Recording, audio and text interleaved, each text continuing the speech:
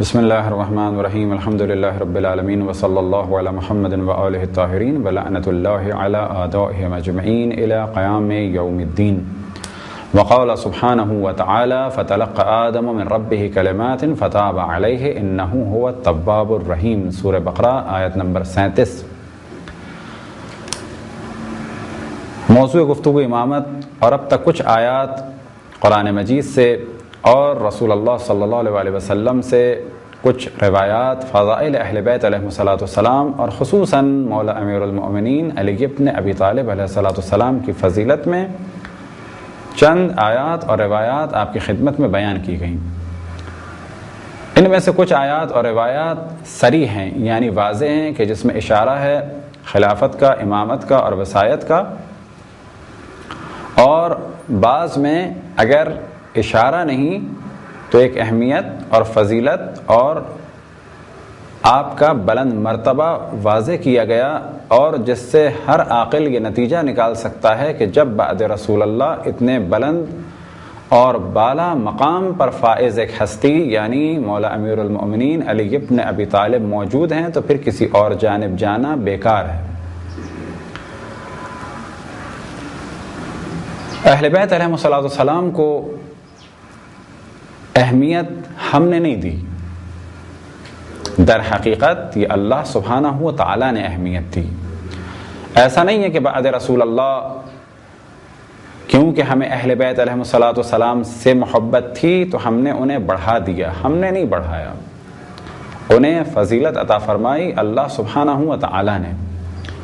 اور یہ فضیلت فقط اس دنیا میں نہیں بلکہ اس دنیا میں بھی، یعنی دنیا میں آنے سے پہلے جب آپ عالم انوار میں تھے تو یہ فضیلت اس وقت بھی حاصل تھی۔ اور اہل بیت علیہ السلام کے دامن کو فقط ہم نے نہیں تھاما بلکہ بحکم خداوند تبارک و تعالی حتیٰ حضرت آدم نے ان کے ناموں سے اپنی توبہ کو قبول کروایا۔ بعض دفعہ کہا جاتا ہے کہ شیعوں کے یہاں امامت کا سلسلہ خاندانی ہے، یعنی مولا علی امیر المؤمنین کی نسل سے امامت کو مانتے ہیں، اور یہ ایک بادشاہت جیسا سلسلہ ہے۔ تو یہ ذہن میں رہے کہ تمام انبیاء علیہ السلام کی آل کو ایک اہمیت دی گئی، خصوصاً جناب ابراہیم کی آل کو ایک اہمیت دی گئی۔ وجہ کیا تھی کہ جو اہمیت کے قابل تھے انہیں اہمیت دی گئی، لہذا انبیاء علیہ السلام کا سلسلہ جناب ابراہیم کی نسل سے زیادہ رہا۔ تو کیا یہ کہا جا سکتا ہے کہ یہ جو انبیاء کا سلسلہ تھا اور نسل در نسل چلا سلسلہ انبیاء بنی اسرائیل کا، تو یہ ایک بادشاہوں کا سا سلسلہ تھا، یا وہ تہمت کہ جو مذہب تشیع پہ لگائی جاتی ہے کہ ان کی امامت در حقیقت یہ نظریہ آیا مجوس سے یعنی پارسیوں سے؟ تو کیا کہا یہ بھی جا سکتا ہے کہ معاذ اللہ انبیاء میں جو خاندان میں سلسلہ رہا نسل در نسل، کیا وہ بھی بادشاہوں جیسا یا مجوس سے آیا؟ کہا جائے گا نہیں۔ لا ینالو عہد الظالمین، ظالم تک یہ عہد نہیں پہنچ سکتا، لیکن انبیاء کی آل میں جو پاک و پاکیزہ افراد تھے ان کو اللہ سبحانہ و تعالی نے منتخب فرمایا انبیاء سے کہ خاندان میں نبوت کے سلسلے بھی رہے اور وصایت کے سلسلے بھی رہے۔ اب جو اہل بیت علیہ السلام کے جو آل رسول اللہ ہیں، جو اہل بیت رسول اللہ ہیں، اگر انہیں اللہ سبحانہ و تعالیٰ نے بلند مرتبے پہ فائز کیا تو وہ اللہ نے کیا، ہم نے نہیں کیا۔ ہم نے فقط یہ کیا کہ جو بلند مرتبے پر فائز تھے دنیا میں بھی اور آخرت میں بھی اور اس دنیا میں آنے سے پہلے بھی، ہم نے ان کے دامن کو تھاما، کیونکہ عقل یہ کہتی ہے کہ جن کو اللہ نے بلند مرتبہ دیا ہو انہیں ہم مانیں، ان کے دامن کو تھامیں اور ان کے بلند مرتبے کی وجہ سے ان سے وابستہ رہیں۔ لہذا اہل بیت علیہ السلام کی بلندی اللہ سبحانہ و تعالیٰ کی جانب سے، فضیلتیں اللہ سبحانہ و تعالیٰ کی جانب سے۔ اہل بیت علیہ السلام کی فضیلتیں فقط اس دنیا میں نہیں، لہذا جب جناب آدم علیہ السلام نے چاہا کہ اللہ سبحانہ و تعالیٰ کی بارگاہ میں توبہ کریں تو اللہ سبحانہ و تعالیٰ کی جانب سے انہیں کچھ کلمات دیے گئے۔ فَتَلَقَّى آدَمُ مِن رَبِّهِ كَلِمَاتٍ فَتَابَ عَلَيْهِ إِنَّهُ هُوَ التَّوَّابُ الرَّحِيمُ، کہ کچھ انہیں کلمات دیے گئے، ان کلمات کے ذریعے سے انہوں نے اللہ سبحانہ و تعالیٰ کی بارگاہ میں استغفار کی اور وہ استغفار قبول ہوئی۔ وہ نام کیا ہیں؟ ان ناموں کا ذکر کتب شیعہ اور سنی میں، کتب روائی شیعہ اور سنی میں ہوا۔ اب اگر بعض مفسرین نے ان روایتوں کو نقل نہ کیا ہو تو یہ وجہ ہے بنو امیہ اور بنو عباس کے ان فاسق فاجر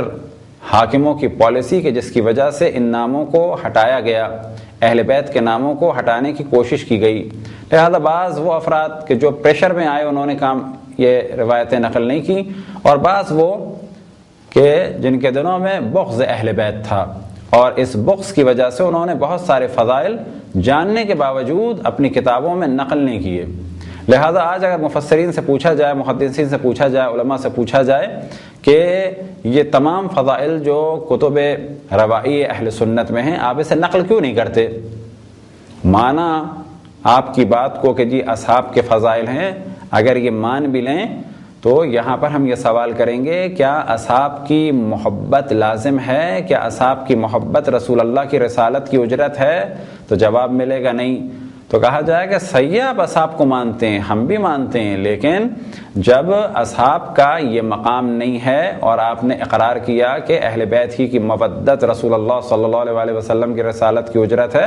تو پھر ذکر بھی انہی کا زیادہ ہونا چاہیے۔ لہذا ہم انہی کا ذکر زیادہ کرتے ہیں، کس کا؟ اہل بیت علیہ الصلوۃ والسلام کا، اور بعد میں ذکر کرتے ہیں رسول اللہ صلی اللہ علیہ وسلم کے اصحاب کا۔ تو کتب شیعہ اور سنی میں یہ روایتیں نقل ہوئیں، لہذا تفسیر در المنصور میں شیخ جلال الدین سیوطی اس آیت کے ضمن میں ارشاد فرماتے ہیں کہ سألت رسول اللہ عن کلمات التی آدم من ربہ فتاب علیہ، کہ وہ کون سے کلمات ہیں؟ رسول اللہ سے سوال کیا گیا کہ جن کے ذریعے سے جناب آدم علیہ السلام کی توبہ قبول ہوئی، تو آپ نے فرمایا قال، انہوں نے یہ کہا یعنی جناب آدم نے کیا کلمات سیکھے تھے کہ جن کے ذریعے سے توبہ قبول ہوئی؟ تو رسول اللہ صلی اللہ علیہ وسلم نے ارشاد فرمایا سأل بحق محمد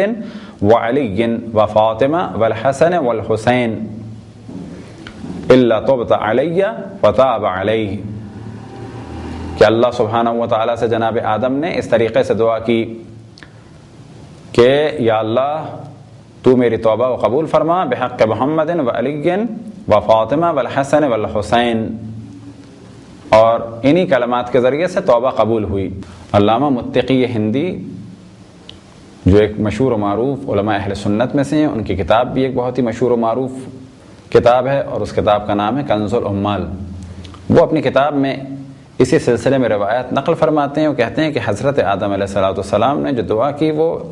ان الفاظ میں کی اللہم انی اسألک بحق محمد و آل محمد،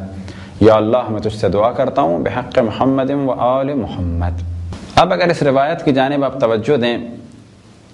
کہ جناب آدم نے اس دنیا میں آنے سے پہلے جب اہل بیت علیہ السلام عالم انوار میں تھے، ابھی وہ متولد بھی نہیں ہوئے تھے، فقط اللہ سبحانہ و تعالیٰ نے انہیں نور کی شکل میں خلق کیا تھا، تو اس وقت بھی حضرت آدم کو یہ حکم ہوا کہ حضرت آدم ان کلمات کے ذریعے سے دعا فرمائیں۔ اب اگر آج یہ دعا کی جائے تو کون سا مذائقہ ہے؟